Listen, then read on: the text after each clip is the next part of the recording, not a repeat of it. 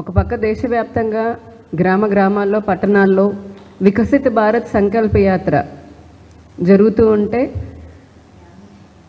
ఈ దేశంలోని ప్రతి ఒక్క పౌరుడికి కడుపులో ఉన్న బిడ్డ దగ్గర నుంచి పండు ముసలి వృద్ధుల వరకు కూడా కేంద్ర ప్రభుత్వం సంక్షేమం కోసం అభివృద్ధి కోసం చేపట్టినటువంటి పథకాలని ప్రజలందరికీ తెలియపరుస్తూ ఉంటే నిన్న మొన్నటి వరకు గత టీడీపీ ప్రభుత్వం నేటి వైసీపీ జగన్ ప్రభుత్వం నరేంద్ర మోదీ గారి బీజేపీ కేంద్ర ప్రభుత్వం ఇచ్చే పథకాలను తమ పార్టీల స్టిక్కర్లు ఏ విధంగా వేసుకొని మోసం చేస్తున్నారని తెలుసుకున్న ప్రజలు ముక్కు మీద వేలేసుకొని ఆశ్చర్యపోతున్నారు.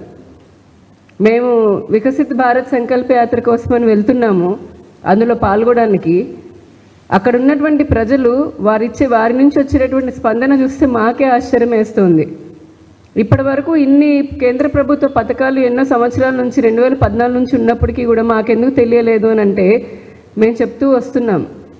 స్టిక్కర్లు వేస్తున్నారమ్మా రాష్ట్ర ప్రభుత్వాలు, అంతకు ముందున్న వాళ్ళు కానీ ఇప్పుడు వాళ్ళు కానీ. ఎక్కువ కాలం ఎవరిని కూడా మోసం చేస్తూ మభ్యపెడుతూ ప్రజలని అలా ఒక ముసుగులో ఉంచేయలేరు. ఈ వికసిత్ భారత్ సంకల్ప యాత్ర ద్వారా టీడీపీ కానీ ఇప్పుడున్న వైకాపా కానీ రెండు పార్టీల ముసుగు అయితే స్టిక్కర్లు తొలగిపోతున్నాయి. ఒక ఆయనేమో అంతకుముందున్న టీడీపీ పార్టీ ఏం చెప్పారు, మేము నవ్యాంధ్రాన్ని సృష్టిస్తాము, అద్భుతాలు చేస్తాము అని చెప్పి ప్రజల్ని మోసగిచ్చారు. ఆ తర్వాత నేను నవరత్నాల పేర్లతోటి ప్రజలందరికీ కూడా నవరత్నాలు అందిస్తాను, మంచి పరిపాలన అందిస్తాను అని చెప్పి ఒక చేత్తో ₹1 ఇస్తూ రెండో చేత్తో పెట్రోళ్ళు డీజిళ్ళు ఆస్తి మీద చెత్త మీద ఇంటి పైన ఇప్పటికేమో ఆర్టీసీ బస్సుల ఛార్జీలు.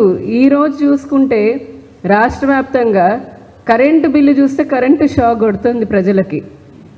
ఆఖరి కరెంటు పైన విద్యుత్ పైన కూడా రకరకాల సర్ఛార్జీలు ట్రూ అప్ ఛార్జీల పేరుతోటి ఏవేవో కొత్త పేర్లు, సహజంగానే వీళ్ళకి అలవాటు ఏవేవో పేర్లు పెట్టి దండుకోవడము, దోచుకోవడం, దాచుకోవడం.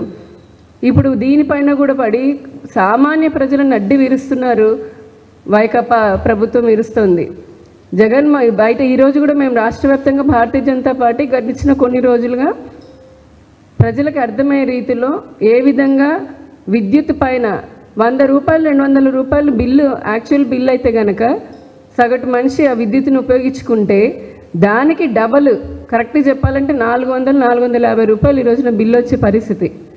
4,500 ఎవరైనా వాడుకున్నారంటే ఛార్జీలతో కలిపి 6,000-6,500 బిల్లులు వస్తున్నాయి. ఎట్లా ఉందంటే పరిస్థితి, ఫ్యాన్ కనుక వైసీపీ ఫ్యాను మళ్ళీ తిరిగిందంటే సామాన్యుడి ఫ్యాను రెక్కలు ఊడిపోయి బంద్ అయిపోయే పరిస్థితికి వచ్చింది. ఇంత దారుణంగా ఈ రాష్ట్రంలో ప్రజలని పట్టి పీడిస్తున్నారు. ఒక పక్క మైనింగ్, ఇంకొక పక్క అక్రమ మద్యం ద్వారా ఇప్పుడు పెచ్చుమీరిపోతున్నటువంటి గంజాయి. అసలు ఒకప్పుడు అయితే గతంలో సాధారణంగా మనం చూసుకుంటే నవంబర్ డిసెంబర్ ఆ కాలంలో గంజాయి సాగు ఎక్కువగా సాగుతూ ఉంటుంది. ఎక్సైజ్ శాఖ కూంబింగ్ చేస్తూ ఉంటారు వాళ్ళు. ఆ శాఖ ఈ ప్రభుత్వం వచ్చిన తర్వాత, వైకాపా ప్రభుత్వం వచ్చిన తర్వాత ఇంతవరకు ఒక్కసారి కూడా ఈ గంజాయి ఉత్పత్తి పైన సాగు పైన కూంబింగ్ నిర్వహించినటువంటి వ్యవస్థ లేదు. ఒక పక్క తుఫాన్లు వచ్చి ఇబ్బందులు పడుతూ వరి రైతులు, మిరప రైతులు, ఇతర పంటలు పండించేటటువంటి రైతులు బాధపడుతూ మాకు నష్టపరిహారం చెల్లించండి అని రోడ్ల మీదకి వస్తున్నారు. మరొక పక్క పండించిన పంటకి కనీస మద్దతు ధర ఇవ్వమని అడుగుతుంటే వారి గోడు అరణ్య శోధనమే అయిపోతుంది. పట్టించుకున్న నాదుడు లేడు. జగన్మోహన్ రెడ్డి గారికి ఎంతసేపటికి బటన్ నొక్కడం, నేను ఇచ్చాను అని చెప్పుకోవడం.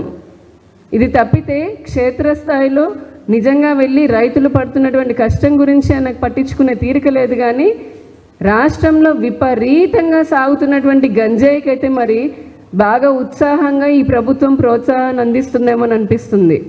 ఒకప్పుడు పంజాబ్ రాష్ట్రము మద్యానికి, గంజాయికి, డ్రగ్స్కి చాలా ఫేమస్ ఉండేది. అది కేర్ ఆఫ్ అడ్రస్ లాగా ఉండేది.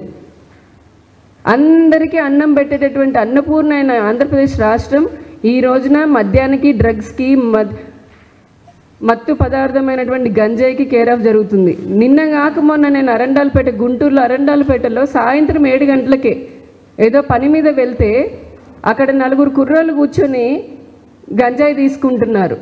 ఈ రోజున మీరు సాయంత్రం 6:30 అయితే చూడండి, ఇళ్ళ కాలనీల మధ్యలోకి, అపార్ట్మెంట్ల ముందుకి, సందుల్లో ఎక్కడైనా కొద్దిగా చీకటి పడితే చాలు, ఎక్కడ పడితే అక్కడ విచ్చలవిడిగా గంజాయి తీసుకునేటటువంటి యువత, చిన్నపిల్లలు కనిపిస్తున్నారు. చాలా బాధాకరంగా ఉంది ఇది. అంటే చిన్నపిల్లల్ని, యువతని మత్తు మందుకి బానిసలు చేస్తుంది ఈ రాష్ట్ర ప్రభుత్వం.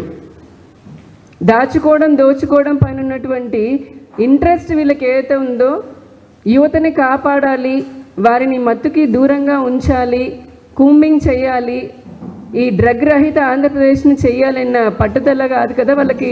కనీసం ఆలోచన కూడా రాకపోవడం అనేది చాలా శోచనీయం.